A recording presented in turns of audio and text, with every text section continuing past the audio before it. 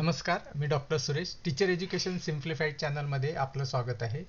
पवित्र पोर्टलवरील शिक्षक भरतीच्या संदर्भात व्यवस्थापनांसाठी एक महत्त्वाची सूचना 1 मे 2026 रोजी जारी करण्यात आलेली आहे. हे परिपत्रक मी उमेदवारांच्या दृष्टीने यातील काही महत्त्वाच्या नोंदी आपणास सांगणार आहे. अन्य नोंदींसाठी आपण स्वतः हे परिपत्रक बघावं. हे पवित्र पोर्टलच्या वेबसाईटवर उपलब्ध आहे.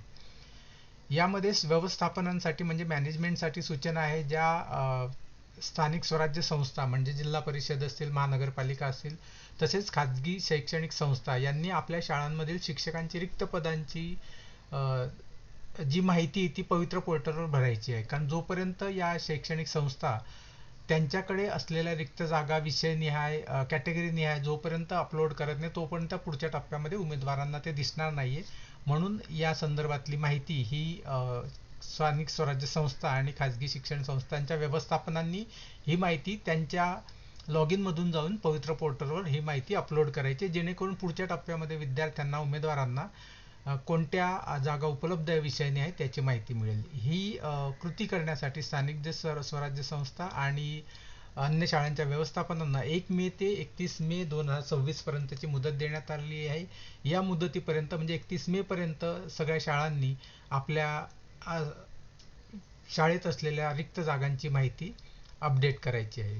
यानंतर पुढचं महत्त्वाचं यामधील जो मुद्दा मला या ठिकाणी सांगायचा आहे की व्यवस्थापनानं सांगण्यात आलं की इयत्ता 1ली पासून 12वी पर्यंतच्या सर्व गटांसाठीच्या जागा या व्यवस्थापनांनी पवित्र पोर्टलवर अपडेट करायच्या आहे. म्हणजे उमेदवारांसाठी महत्त्वाचं असं आहे की 1ली ते 5वी, 6वी ते 8वी, 9वी ते 10वी आणि 11वी ते 12वी हे जे गट आहेत, ह्या प्रत्येक गटासाठीच्या जाहिराती उमेदवारांना दिसणार आहेत.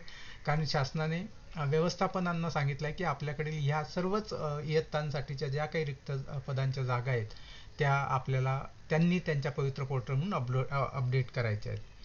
यानंतर विषयानुसार सुद्धा सूचना व्यवस्थापनांसाठी देण्यात आल्या की इयत्ता 6वी ते 8वी, कारण इयत्ता 1ली ते 5वी पर्यंत विषयानिहाय जागा नसतात.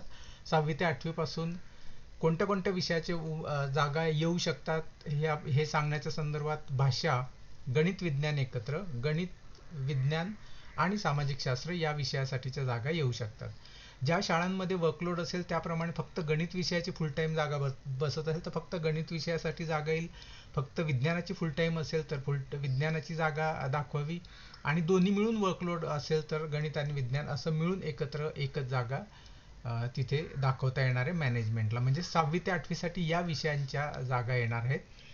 त्यानंतर 9वी ते 10वी साठी असं सांगण्यात आलं आहे की भाषा विषयाच्या जागा अपडेट कराव्या. गणित विज्ञान वेगळं वेगळं, गणित विज्ञान एकत्र, सामाजिक शास्त्र म्हणजे इतिहास भूगोल एकत्र, इतिहास स्वतंत्र, भूगोल स्वतंत्र, शारीरिक शिक्षण, संरक्षण शास्त्र या विषयाच्या जागा 9वी ते 10वी साठी येणार आहेत. या विषयाची मागणी करता येईल असं म्हटलं आहे. म्हणजे उमेदवारांसाठी महत्त्वाचं असं आहे की या विषयांच्या उमेदवारांसाठी या पवित्र पोर्टलमध्ये 9वी ते 10वी साठीच्या जागा असणार आहेत.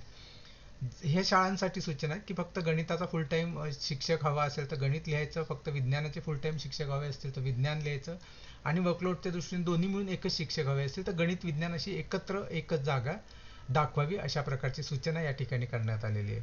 शिवाय इतिहास आणि भूगोल या सर्व विषयांसाठी एकच शिक्षक बसत असेल वर्कलोडमध्ये तर सामाजिक शास्त्र हा विषय निवडावा.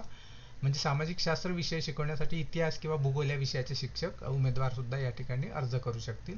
फक्त इतिहास शिकवण्यासाठी फुल टाईम वर्कलोड बसत असेल तर इतिहास विषयाची जागा दाखवावी शाळांनी, किंवा फक्त भूगोल विषयाची वर्कलोड बसत असेल तर भूगोलासाठीची जागा दाखवावी. आणि शारीरिक शिक्षणाच्या संदर्भातही जी काही या निकष आहे त्या निकषानुसार शारीरिक शिक्षणाची जागा जर मंजूर होत असेल तर ती जागा दाखवावी. ज्या ठिकाणी BPEd किंवा BEd इन फिजिकल एज्युकेशन त्या उमेदवार या ठिकाणी अर्ज करू शकतील.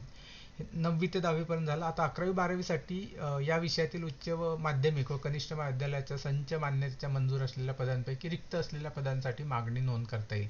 म्हणजे आर्ट्स, सायन्स, कॉमर्स तिन्ही फॅकल्टीमध्ये जे जे विषय त्या संस्थांमध्ये मान्य आहे त्या सर्व विषयांची नोंदणी ही या संस्थांना पवित्र पोर्टलवर करण्यात येणार आहे. म्हणजे जे ज्युनियर कॉलेजसाठी बघत आहेत त्या उमेदवारांसाठी याचा अर्थ असा आहे की आपल्याला आर्ट्स, सायन्स, कॉमर्समध्ये ज्या संस्थांमध्ये जे विषय आहेत त्या सगळ्या विषयांच्या जागा त्या संस्था या दाखवू शकणार आहेत. या पद्धतीचे निर्देश हे पवित्र पोर्टल मार्फत देण्यात आलेले आहे. आणि त्यांच्यासाठी जी माहिती पुस्तिका आहे किंवा त्यांच्यासाठीचे सूचना त्यांना काय अडचण आली तर या ठिकाणी या ईमेलवर त्यांनी संपर्क साधायचा. तर मुख्यतः ही जी काही हे जे परिपत्रक आहे, ही सूचना ही व्यवस्थापनांसाठी आहे. या टप्प्यांमध्ये जशी की डेट सांगण्यात आली 1 मे ते 31 मे पर्यंत या सर्व संस्था आपल्या आपल्या जागा पवित्र पोर्टलमध्ये अपडेट करतील. मग पुढील सूचना उमेदवारांसाठी येईल, त्याची तारीख काय असेल ते आपल्याला पवित्र पोर्टलच्या वेबसाईटवरच कळेल. ज्यावेळेस ती येईल त्यावेळेस म्हणजे पुढच्या टप्प्यामध्ये उमेदवारांनी या शिक्षण संस्थांनी दाखवलेल्या जागांप्रमाणे प्राधान्यक्रम देता येणार आहेत. त्या संदर्भातल्या सूचना ह्या पवित्र पोर्टलच्या वेबसाईट वेळोवेळी येईलच. तर आपण जरूर ही वेबसाईट बघत राहा, स्वतःला अपडेट ठेवत राहा आणि व्हिडिओ आवडला असेल तर चॅनल जरूर सबस्क्राईब करा.